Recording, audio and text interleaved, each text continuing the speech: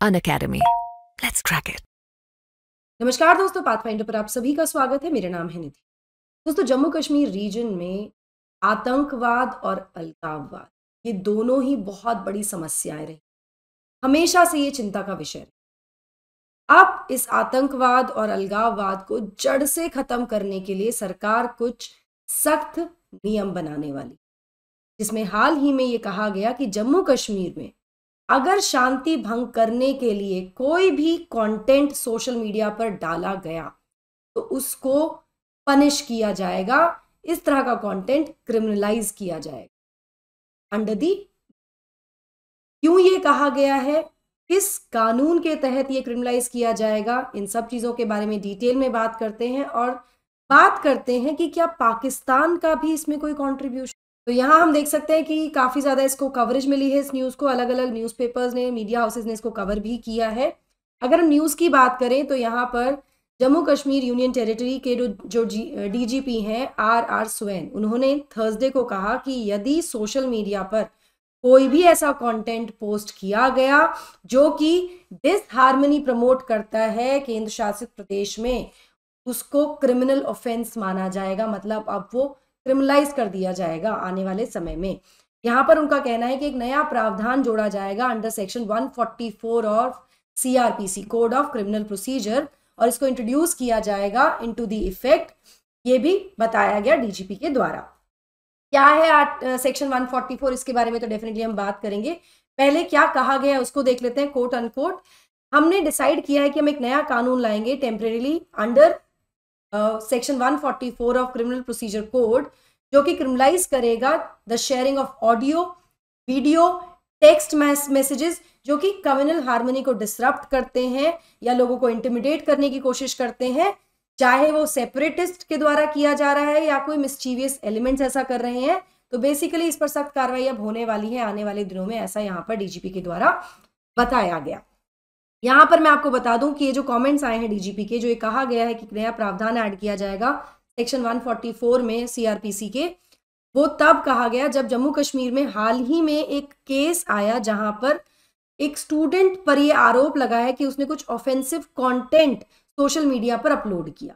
इसके बाद एक इन्वेस्टिगेशन भी हुई पुलिस के द्वारा और इस पर ऑब्वियसली पुलिस अपनी पूरी कार्रवाई करेगी ही। यहाँ पर डीजीपी के द्वारा अपील की गई है और मैं भी आप लोगों के साथ से अपील करती हूँ दोस्तों कि please do not fall to this vicious design of anti national elements.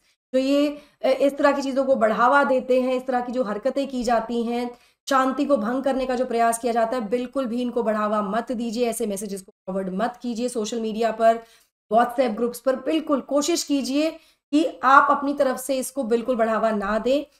यहाँ पर यह अपील डीजीपी के द्वारा भी की गई है, जिससे क्या होगा, जो भी एंटी सोशल एलिमेंट्स हैं, एंटी नेशनल एलिमेंट्स हैं, वो इसका फायदा उठाते हैं फिर, और ऐसे में शांति भंग करने का प्रयास किया जाता है, लॉ एंड ऑर्डर को डिसरप्ट करने का प्रयास यहाँ पर किया जाता है।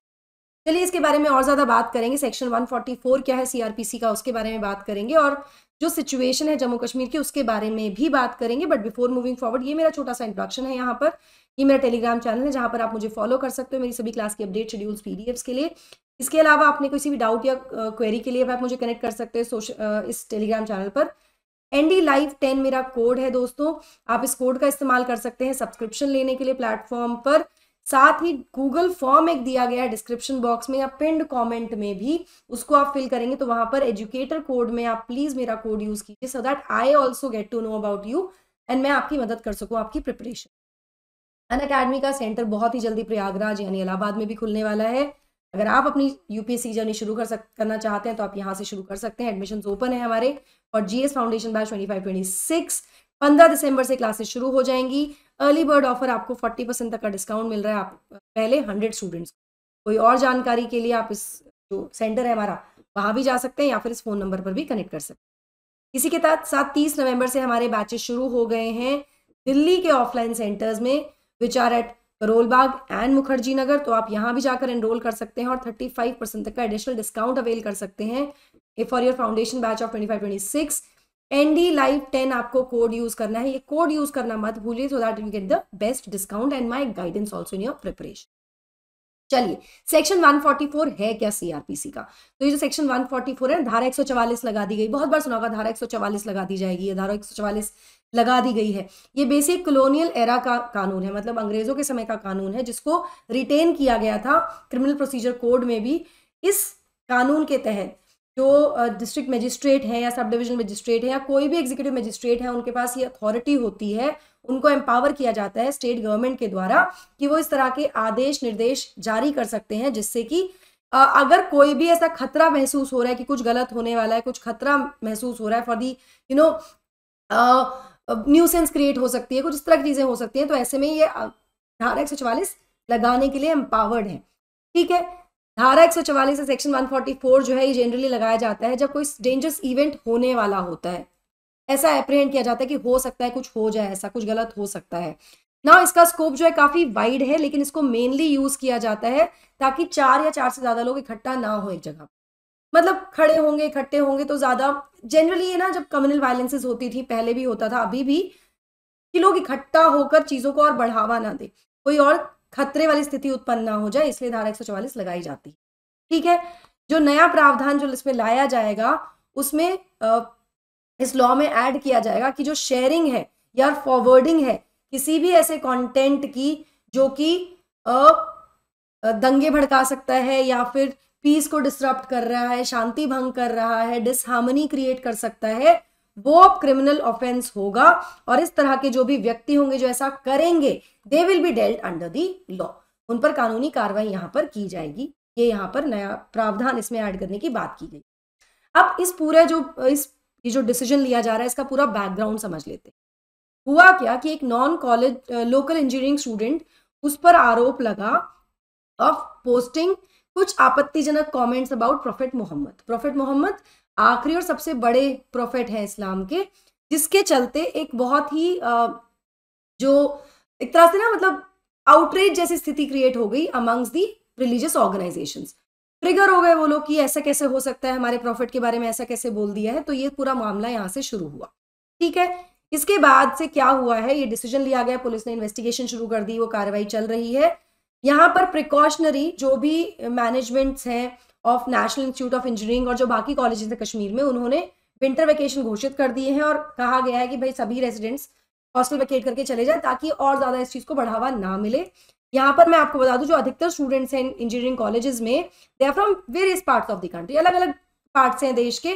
और यहाँ पर पहले भी ऐसे कुछ इंसिडेंसेस देखे जा चुके हैं जहां पर लोकल और जो नॉन लोकल बच्चे हैं जो बाहर से यहाँ पढ़ने आते हैं, उनके आपस में इस तरह के मुद्दे पहले भी हुए और बहुत ज्यादा स्थिति खराब भी हुई है। तो ये पूरा मुद्दा था जिसके बाद ये डिसीजन लिया गया। नाउ जब डीजीपी से ये पूछा गया कि क्या पाकिस्तान यहाँ पर इस सब में पाकिस्तान का भी कोई हाथ है स्थिति को इतना ज्यादा एग्रीवेट करने में या माहौल को बिगाड़ने में, तो डीजीपी ने कहा निसंदेह, नो डाउट अबाउट इट, क्योंकि बहुत सारे मैसेजेस जो डिलीवर किए गए हैं वो डिलीवर किए गए हैं फ्रॉम अक्रॉस दी बॉर्डर, मतलब वो पाकिस्तान से आ रहे हैं यहाँ पर और सोशल मीडिया पर उनको सर्कुलेट किया जा रहा है। यहाँ पर इन्होंने कहा है कि इन लोगों का कोई क्या उद्देश्य होगा, ऐसा करने का क्या उद्देश्य होता है। ये उद्देश्य क्या है कि वो इस तरह की चीजों में इंडल्ज होते हैं ताकि शांति जो यहाँ पर स्टैब्लिश करने की कोशिश की जा रही है, जो स्टैब्लिश की भी गई है, उसको डिसरप्ट किया जा सके, किसी तरह से लॉ एंड ऑर्डर को यहाँ पे वायलेट किया जाए, डिस्टर्ब किया जाए, ये वहां पे प्रयास हो रहा है। अब अगर हम जम्मू कश्मीर रीजन की बात करें तो हम सभी जानते हैं काफी ज्यादा डिस्प्यूटेड रीजन है, फॉर द सिंपल रीजन, देखो जो कश्मीर का रीजन है, जम्मू कश्मीर का रीजन है, वो मुस्लिम मेजॉरिटी हिमालयन रीजन है, ऐसा मुस्लिम बहुल्य एरिया है जो कि एडमिनिस्टर किया जाता है भारत के द्वारा। हमारी तो ये अपनी ही, it's part of our union है ना, भारत का हिस्सा है, लेकिन पाकिस्तान भी इसके कुछ हिस्से पर अपना क्लेम जताता है और कहता है कि भाई ये हमारा हिस्सा है, जो हम जानते ही हैं। पीओके के बारे में हम जानते हैं, कुछ पोर्शन जो है वो चाइना के भी कब्जे में है यहाँ पर। अब अगर मैं भारत और पाकिस्तान की बात करूं तो भारत पाकिस्तान का जो बंटवारा था 1947 में हुआ।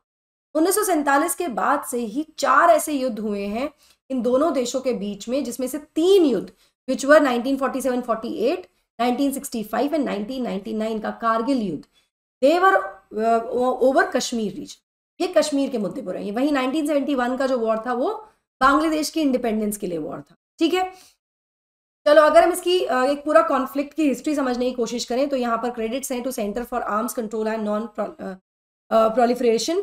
यहाँ पर इन्होंने पूरा एक चार्ट जैसा एक टाइमलाइन टाइप की दी है जहाँ जहाँ पर ये कुछ इवेंट्स ऐसे हुए, जैसे 1947 में दोनों ही देश आज़ाद हुए, पार्टीशन हो गया, इंडिया पाकिस्तान अलग हो गए।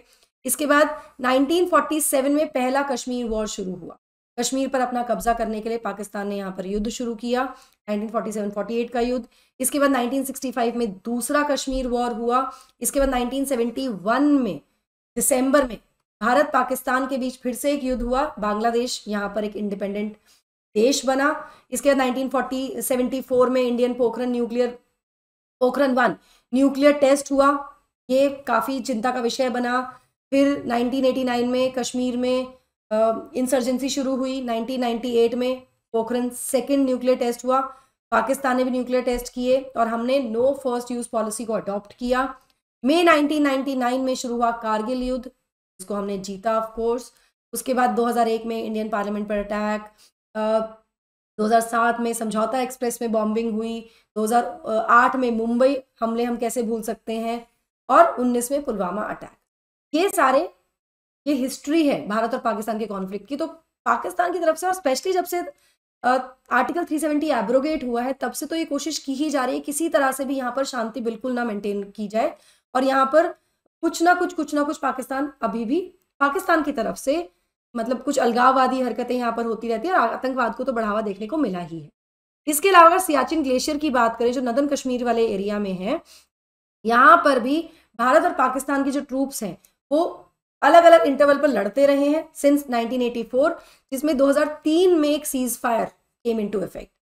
यहाँ पर अगर मैं 370 के एब्रोगेशन के बाद की बात करूं तो अभी भी ऐसा है कि कश्मीरी कुछ ग्रुप्स ऐसे हैं जम्मू कश्मीर में जो लड़ रहे हैं against Indian rule of independence या फिर unification with neighbouring country Pakistan, वो यूनिफाई होना चाहते हैं पाकिस्तान के। तो यहाँ पर ये सब चीजें पिछले काफी समय से चल रही हैं, और 370 के बाद तो ये और ज्यादा ऐसा लगता है कि जहां एक तरफ आतंकवाद अलगाववाद को कंट्रोल करने का प्रयास किया गया है, स्टोन पेल्टिंग इंस्टेंसेस में बहुत ज्यादा कमी आई है, लॉ एंड ऑर्डर मेंटेन भी किया गया है, वहीं अंदर अंदर शायद कुछ इस तरह की चीजें भी यहाँ पर देखने को मिलती रही हैं। तो शांति यहाँ पर भंग करने का प्रयास ऐसा लगता है कि हमेशा से ही चलता रहा है, और बहुत कोशिशों के बावजूद भी इसे चेक नहीं किया जा रहा है। अब लगता है कि शायद ये सोशल मीडिया वाला जो है, क्योंकि होता क्या है ना, मैसेज आ गया, गलत इन्फॉर्मेशन स्प्रेड कर दी, तो शांति फिर डिसरप्ट हो गई। तो सोशल मीडिया का गलत मिसयूज करना या गलत यूज करना कहीं ना कहीं सिचुएशन को एग्रीवेट भी कर रहा है। तो हो सकता है इस कानून से अब सिचुएशन थोड़ी सी कंट्रोल में भी आ जाए। मैं आपको बता दूं 1989 के बाद से हजारों लोग यहाँ पर अपनी जान गंवा चुके हैं in the armed conflict according to several human rights organization. तो ये था पूरा न्यूज़ दोस्तों। सोशल मीडिया पर आप कोई भी ऐसा कंटेंट आप नहीं पोस्ट कर पाएंगे जम्मू कश्मीर में जो कि टेररिज्म, सेपरेटिस्ट एक्टिविटीज़ एक्सेट्रा से रिलेटेड होगा, जो कि इस पूरे रीजन में डिसहार्मनी क्रिएट कर सकता है। ये यहाँ पर नया कानून बनाने की तरफ प्रयास किया जा रहा है। तो एक तरह से आतंकवाद और अलगाववाद को जड़ से ख़त्म करने की तरफ एक और कदम यहाँ बढ़ाया जा रहा है, ये हम कह सकते हैं। I hope you like the session. Do not forget to like, share and subscribe to the channel, and also hit the bell icon so that you get notifications about the latest updates. और description box में comment section में Google form है, उसको fill करना मत भूलिएगा। Code है मेरा NDLive10. That will be all from my side. Take care. Bye.